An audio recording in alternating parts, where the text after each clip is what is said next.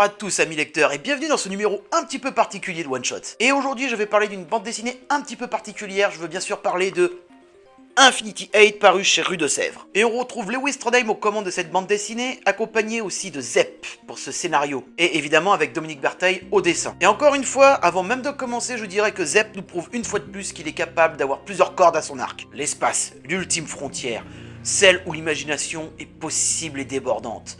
Navigue un vaisseau, l'Infinity 8, avec à son bord un capitaine capable de voyager pendant 8 heures dans les diverses trames temporelles, et cela 8 fois d'affilée. Et la première histoire se nomme Romance et Maccabée et se déroule en 3 tomes. Et dans cette histoire, nous allons suivre l'agent Yoko Keren qui doit investiguer sur les ruines d'un système planétaire qui ne devait pas se trouver là. Il se trouve que ces ruines sont une nécropole géante, ce qui va pas arranger les choses à cause des cornaliens qui se trouvent à bord du vaisseau. Et ces cornaliens, ils se trouvent être nécrophages. Mais pas n'importe quel nécrophage, s'il vous plaît. Là, on parle là de nécrophage de qualité. Attention, ce genre de nécrophage qui peut assimiler la psyché de la personne qui l'a dévoré.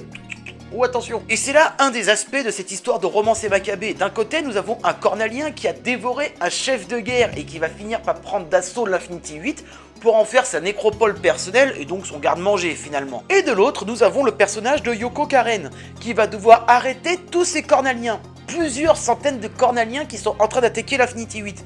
Et elle se fera un allié complètement inattendu dans le personnage un peu boulé de Sagos. Un cornalien qui a dévoré un poète un petit peu farfelu. Et en plus de ça, le cornalien va tomber amoureux de Karen. Rien que ça. L'agent Yoko n'est pas du genre à plaisanter avec ce sujet, je vais pouvoir m'attarder sur ce cas précis maintenant. Il faut savoir que l'univers de l'Infinity 8 et le personnage de Yoko sont très inspirés des pulps qu'on pouvait trouver dans les années 1930 à 1960. Et surtout, ne la rangez pas dans la catégorie potiche de service, vous risqueriez d'être très surpris. Autant dire qu'on est très loin là d'un personnage féminin qui veut avoir un enfant juste pour materner. Non, non.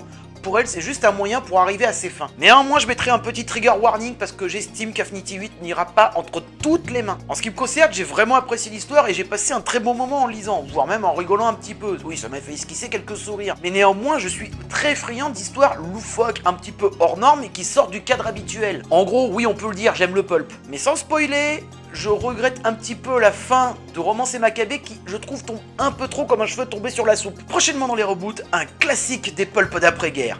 Retour vers le Führer avec des nazis en mode Boy Scout et une nouvelle égérie pour l'Infinity 8. Et voilà, c'est la fin de ce numéro de One Shot. Donc merci à vous d'avoir regardé cette vidéo. N'hésitez pas à vous abonner, à activer la cloche pour les notifications si nécessaire, à bien liker la vidéo, à la partager partout sur Facebook et Twitter. Je tiens à remercier les éditions Rue de Sèvres de m'avoir donné l'opportunité de chroniquer ces livres. Je referai un One Shot des top 4 à 6 sur Retour vers le Führer. N'hésitez pas à soutenir l'émission sur Tipeee. 1€ c'est toujours ça de prix. Donc d'ici là, ayez toujours un livre à portée de main et rendez-vous au prochain numéro, amis lecteurs.